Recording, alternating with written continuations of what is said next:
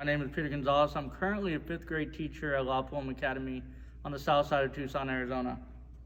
I have been teaching there for 5 years, and it is my first and only teaching experience. Right now I teach all the subjects, which includes math, social studies, ELA, which is English Language Arts, and science. I have a bachelor's degree from the University of Arizona, and I have worked in a few different positions with children. One being a parent aide and another being a child support specialist.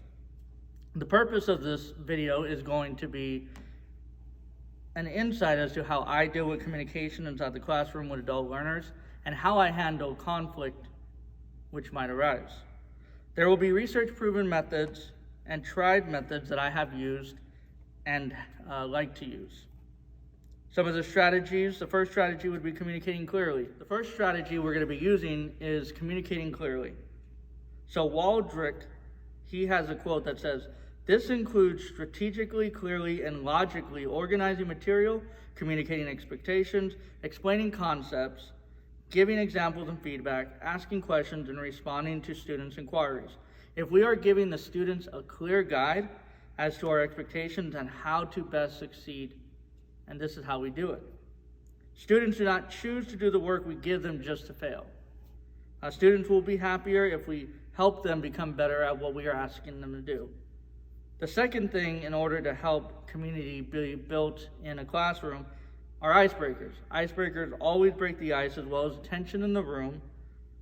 Another quote from Jarity says, "I've consistently found that when students have the chance to bond over the collective silliness of icebreakers and get to know a few other students in the class personally, they are more likely to feel an investment in the course and in their success in it." So I know that when my students at the younger grades, icebreakers are always a great way to help them step out of the routine and bond, as well as it helps students get to know me and bond with me in an informal way. The third strategy we're going to be using is building on student strengths. So Sachi says, "Using a strengths inventory to determine students' talents and gifts allow learners to feel confident as they begin the semester, and it helps you to group students with complementary strengths. If we build on strengths rather than weaknesses, students will trust to focus on us making them better, and they'll be more confident, as well as it'll allow them to trust us with their weakness and help them in those areas. This also allows us to build the best group because students' weaknesses might be strengths for others, and they can build together. Some of the challenges they might face is students might have grades lower than they like, or they might not know anybody on campus, or they might not have anybody they can study with. Giving opportunities like extra credit for going to campus events will help them solve all of those issues. 2 strategies for conflict resolution is the first one, do not make it personal. When you focus on the problem at hand instead of the person involved, you can challenge a colleague without it sounding like being attacked.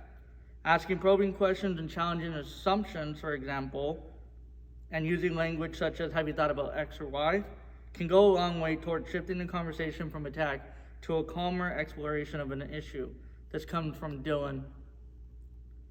The second is articulate, emphasize, and have courage. Not emphasize, but empathize. Now, articulate means you have to be able to understand what this class is about and be able to dig deeper.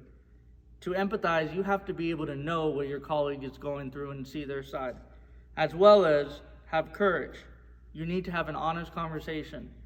And so anytime you have issues with a student, you can't take it personal and you have to build deeper and actually get to the root of the issue. No one ever likes fights. No one likes arguments. So it is our job not to be overwhelmed by the emotions so that we can solve the issue and move forward to get back to what the task at hand is. Now, communication betters the classroom environment. A quote from Waldrick also states, "In order to maximize students' cognitive learning, a landmark study and numerous subsequent investigations indicated that we must motivate them, make them feel good about themselves and their abilities, promote their enjoyment of the learning process, and create positive attitudes about our class and the subject matter." So this is some things you can do for communication, some strategies, some conflict resolution, and why it creates a better environment.